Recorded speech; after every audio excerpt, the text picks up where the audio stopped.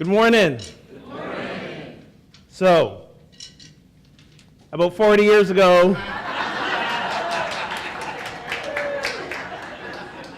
yeah, that happened. And you're looking at that and you're probably going, and what happened since? Yes, it is June 1st. Today is my 40th birthday.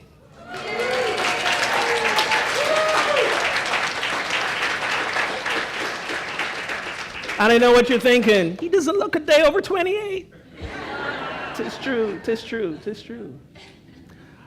I started last year when I turned 39, promising myself that I would not freak out about turning 40. I'm like, you know what? I'm a pretty evolved guy. I'm on the spiritual path. I'm okay. I'm not going to freak out. But you know what they say in Unity?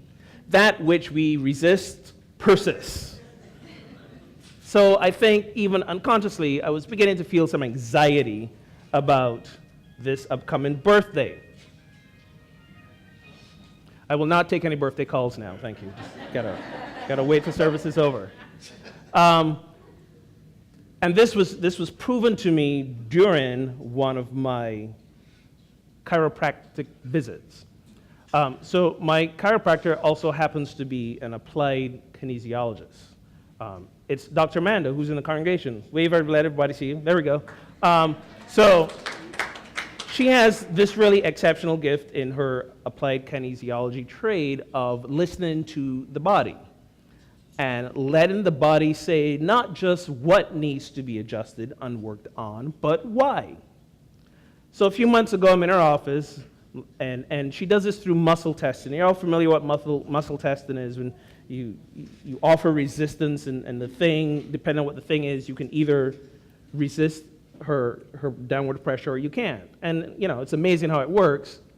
But she says, I'm getting that you have an issue or I have to test around an age, something in an age.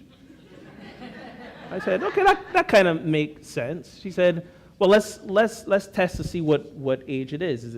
Is it something in your childhood? No. Your teenage years? No. 20s? No. 30s? No. She goes, all right, well, we have to do this year by year.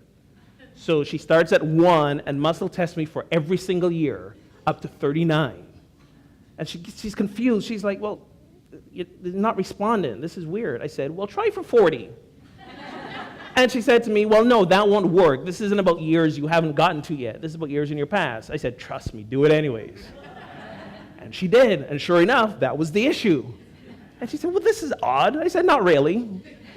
I said, because from the time I turned 39, this is all I've been thinking about, turning 40. So I think my body kind of already got there before the rest of me did. So here I was doing my best to navigate this year, doing some reflecting. And what came up for me in my reflection is I've been holding this idea, this thought about my life, that while it's been remarkably fulfilling, for some reason, in my opinion, I still thought it's been exceptionally ordinary. So I'm struggling with this dichotomy, and earlier this week, as I'm thinking about what I was going to talk about today, I was doing an exceptionally ordinary thing. I was folding laundry. And while I fold laundry, I'm either listening to music or I'm listening to a podcast. Online radio show. And I was listening to one of my favorite podcasts. It's called On Being. Some of you might be familiar with it. On Being. It's hosted by a woman called Krista Tippett. And what she does is she interviews luminaries from all different fields, science, religion, spirituality, politics. But what she does is she ties in their work into some aspect of our spiritual growth and development. And this week, she had a woman on. Her name was Dr. Ellen Langer. And Dr. Langer, as I subsequently found out, is a woman who's been described as the mother of mindfulness, the mother of the mindfulness movement.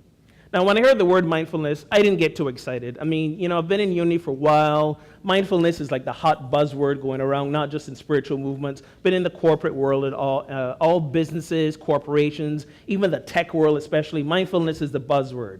At Google, they're meditating. At Facebook, they have time set aside for folks to go sit in the quiet and be mindful because mindfulness increases productivity and the engineers would come up with cool apps, and so I didn't really pay attention to it. But then I read, or heard rather, that she'd been doing research about mindfulness for 40 years. And I thought, I'm turning 40. This might be a coincidence or not. So my interest was piqued a little bit. And then she said this about mindfulness. By increasing mindfulness, she discovered that we can decrease our stress, decrease our pain, decrease symptoms of arthritis, ALS, and the common cold. And most astoundingly, when we increase our mindfulness, we not only live longer, but we begin to reverse the signs of aging. That's what I said. I was like, go on. Now you've got my attention. So I listened more intently. And what was fascinating was she defined mindfulness a little bit differently. This wasn't mindfulness in the spiritual or Eastern concept. This was strictly from a scientific idea. And she defined mindfulness as the simple process of actively noticing new things. Let me share that again. Mindfulness is the simple process of actively noticing new things. Let that seep in for a moment.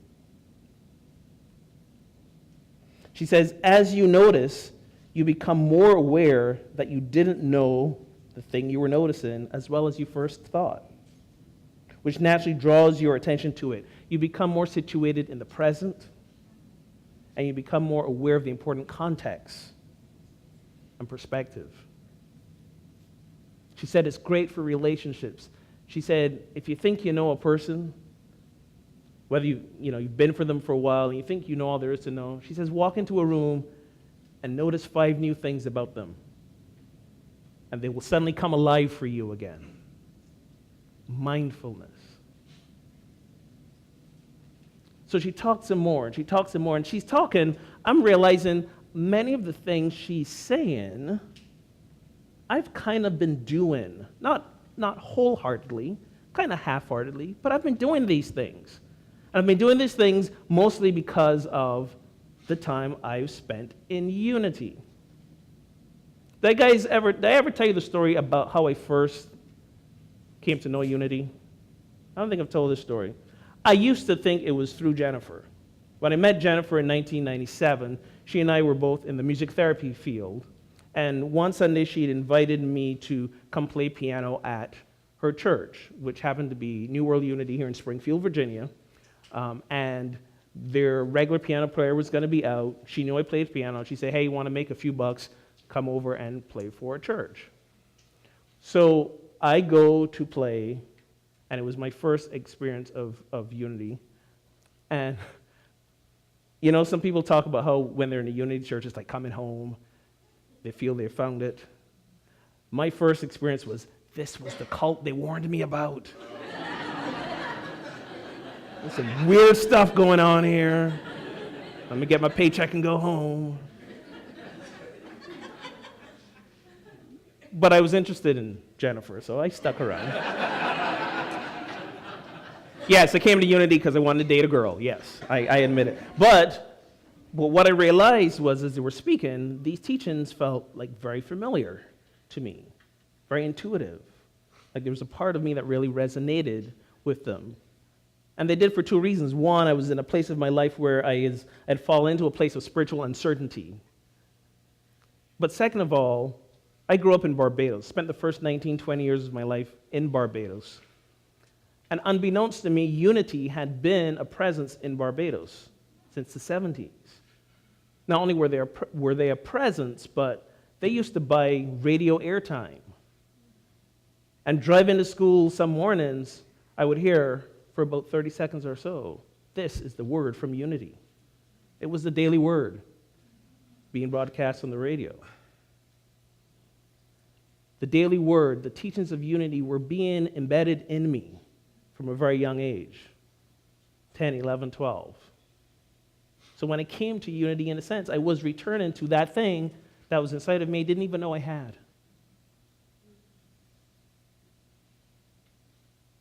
So as I listen to this podcast while I'm folding the laundry, I'm really resonating with what this woman is saying, and it's feeling familiar again. I thought, I got to do more research. I go to the computer, I look her up, and read some articles, and I discovered something that I got really excited about, something that I am clear, not only did I live half-heartedly for the first 40 years of my life, but these are going to be my guideposts for the next 40.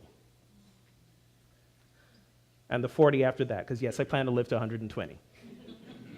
Jennifer said this morning, "Happy birthday, how does it feel to be in the 40s? Did you ever think you'd get here?" I said, of course I did. I'm going to live to 120. 40 is just a third of the way through. Dr. Ellen Langer writes about the 5 mindfulness steps that guarantee increased success and vitality. Increase success and vitality. Number 1, I alluded to this one earlier. Seek out, create, and notice new things. When you commit to noticing new things in your daily life, you become more creative in developing new solutions to problems, seeing multiple options. The result is you will experience less frustration, improved outcome, a greater sense of accomplishment, and increased confidence. You probably see me today and go, that boy does not have a confidence issue. Not at all. You know, that was not always the case. I grew up painfully shy. In fact, when I take the Myers-Briggs, I hit smack dab the middle between extrovert and introvert. So depending on what day you find me, I'm either jumping off the walls or trying to get into the wall. But as I was growing up and being almost forced into the spotlight because of my musical talent and being very uncomfortable with it, the only way I could reconcile it was when I began to notice the effect that it was having on other people. I noticed that the effect it was having on other people was having on me, and realized that we were creating this energy, this symbiotic relationship, where the music moved them, and moving them moved me, and moving me made me move in the music, which moved them some more, which moved me some more, and all of a sudden, there's this relationship being created. But it's only when I took the time to notice that I began to own myself in that situation, and became confident and looking forward to sharing. Seek, create, and notice new things. Number 2, realize how behavior can be understood differently in different contexts. One of my life mottos and mantras is context is king. Context is king. When I first came to Unity, I heard a saying that our ministry used to say that I had trouble with at first. And that saying is, everybody's doing the best they know how to do at any given moment. And I didn't like that saying. I used to look at the news and look at all the atrocities of the world and the harm that human beings were doing to each other, and said, no, we're not doing the best we can do. But the truth is that I resisted that statement because I didn't want to accept it about myself.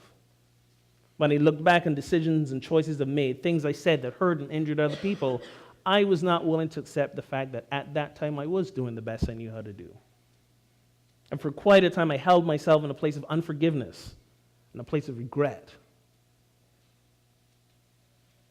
But I didn't know then what I know now. And I don't know now what I'm going to know 10, 15, 20 years from now. And we can all relate to that.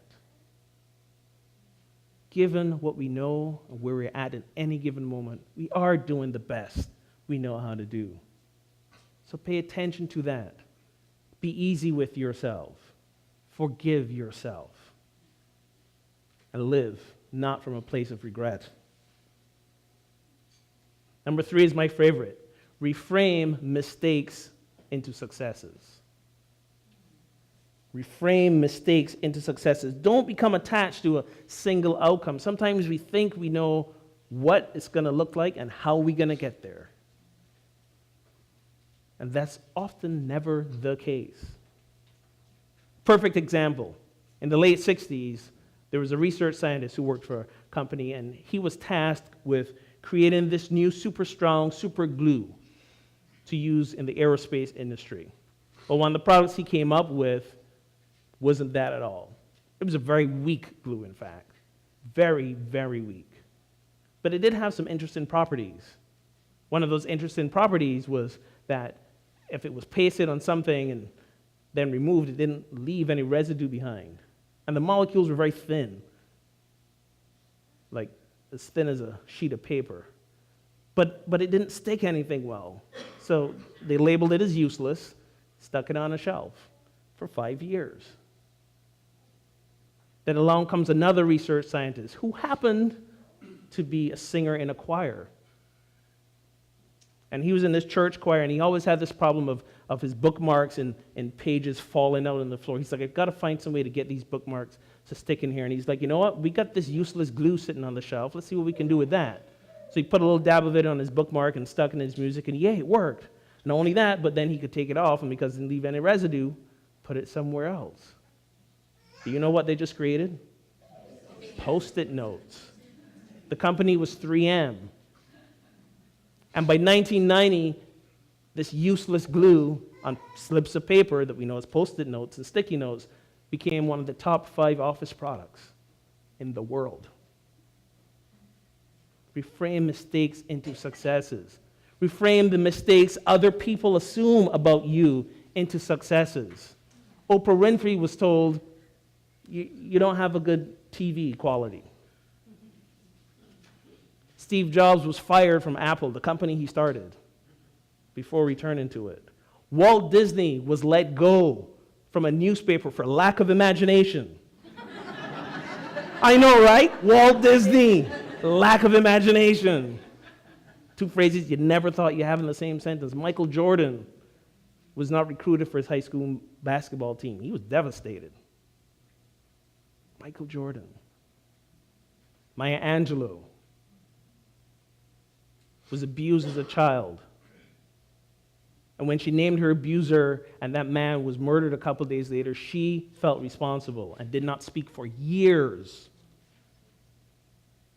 And we remember her as one of the most vibrant voices of this generation. Reframe the mistakes others make about you into successes. When I was a teenager, in an effort to exert my independence, I said to my mother one day, you know what? I don't like the way that you keep making me practice and study and not letting me do fun stuff. I want my freedom. I've had enough. And she said, okay. Well, I went out, didn't study, partied hard, and I flunked big time. When I brought home that report card full of F's, which meant I had to repeat a year of school, she was almost gleeful when she said, we've tried it your way. We're going back to mine. It was a year of embarrassment. It was a year of humiliation for me, but it was a year that prepared me, because it was a year that taught me that within failure, there will be success. Reframe mistakes into successes. Be aware that stress, and not just stress, but pretty much all emotion we have, is a result of how we view an event. This is number 4. Be aware that stress, in fact, all emotions result from how we view an event. There's nothing in our life that causes us stress. Things are inherently neutral. There's nothing that's good or bad. It is how we see it. And this is Unity's 3rd principle. We sang in the song, God is, I am, I created. I pray and I live it. I created that middle one. Unity's 3rd principle says that through the power of our thinking, we create our experience. And often we have misinterpreted that to mean that as we think it, we're going to make some stuff appear in our lives. We're going to create. That's not really what it's saying. What it's saying is that in the midst of things that happen, whether we cause it or not, whether it's random or intentional, in the midst of things that happen, through how we label it, call it, perceive it, think about it, that is going to determine how we show up in it. That's going to determine how we walk into and through situation as the presence of God. We choose that. That's how we're creating our experience. We're not creating the experience of what happens out there. We're creating the experience of how we show up and how we understand. Because based on how we see it, it'll either be an opportunity for stress or success. It is up to us. And finally, be authentic. And she defines authenticity in an interesting way. She says, authenticity is being willing to question the conventional wisdom of what works and what doesn't, what's allowed and what isn't. Because if we act in ways that are meaningful to us and remain true to our own selves and values, we will be a happier, more mindful, successful in our lives, in our work, and our relationships. In other words, to be authentic means to show up exactly how you are and realize that you fit no matter where. I come, again, as I mentioned, from Barbados, from the Caribbean, a country that, let's just say, and I think I mentioned this before, there are some people that say there's, not enough time in the day to get what I need to get done. In Barbados, it's more like, if it doesn't get done today, there's always tomorrow. That's the mindset I grew up with. And one of the reasons I love my family traveling with me on vacation to go to Barbados is not so much the sun and the sand and the beach. That's all good too. But Jennifer gets to see me with the rest of my family. And she always has a new insight into explaining me. And this last time she had an aha moment, to which I replied, after 16 years, you're only just getting this? She says, I get it now. It's not that you have a lazy approach to things, it's that you're just leisurely. Yeah! Exactly. We take our time. Whenever I'm out walking with people, I'm always lagging behind. They're like, why are you walking so slow? I'm like, why are you walking so fast? No offense, Americans, but you all walk fast everywhere you go. It's like you're always in a hurry, and I'm just like laid back. Like the place isn't going anywhere. Are we going to still get there? I'm not lazy. I'm leisurely. And that's a t-shirt. I'm not lazy. I'm leisurely, yeah. Be who you are. And know it'll be okay. Know that you're perfect. And you belong. Dr. Langer said there are many other advantages to mindfulness. It's easier to pay attention. You remember more of what you've done. You're more creative. You're able to take advantage of opportunities when they present themselves. You avert the danger not yet arisen. You like people, and people like you better. You're more charismatic. And the idea of procrastination and regret go away. Because if you know why you're doing something, you don't take yourself to task for not doing something else. I've spent the first 40 years of my life, admittedly, in a place of partial mindfulness, which implies that the rest of the time was spent in mindlessness. But in spite of living from just a place of partial mindfulness, I've accomplished some amazing things.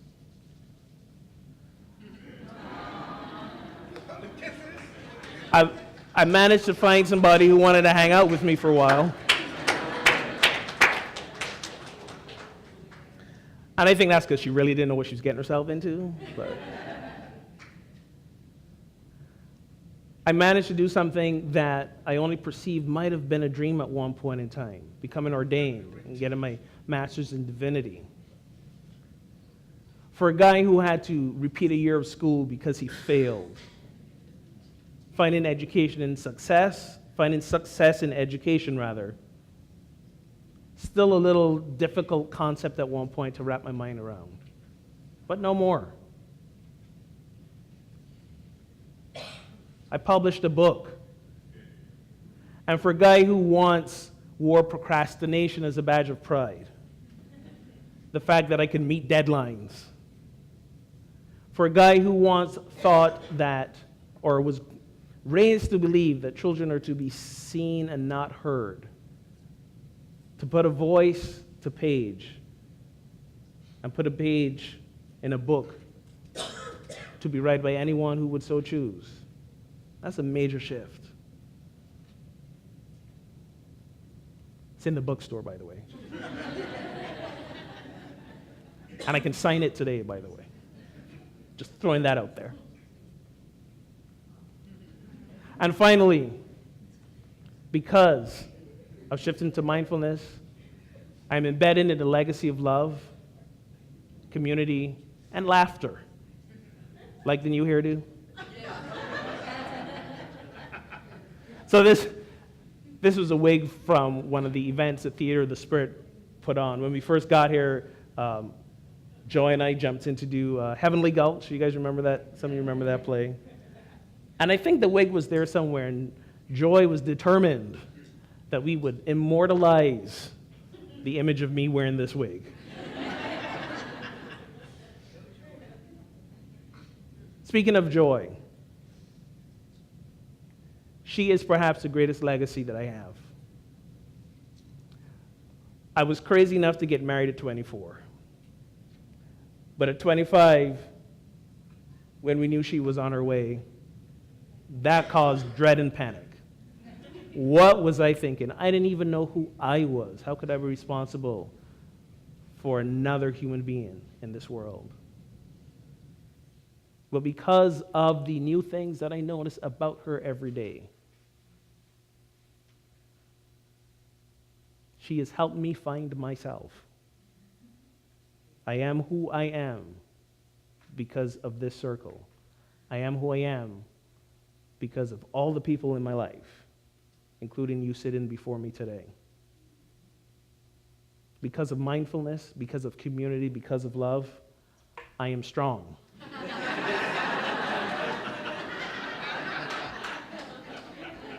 And will continue to be stronger as I go on. If this is how the first 40 years looked, I can't wait for the next 40. So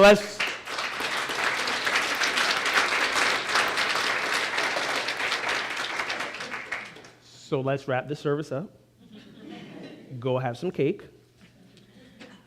And if you're around in another 30 or 40 minutes, we're going to be at Alicia's just down the street on 355, having me some birthday lunch. You're welcome to drop by and share some extra time with me. Thank you.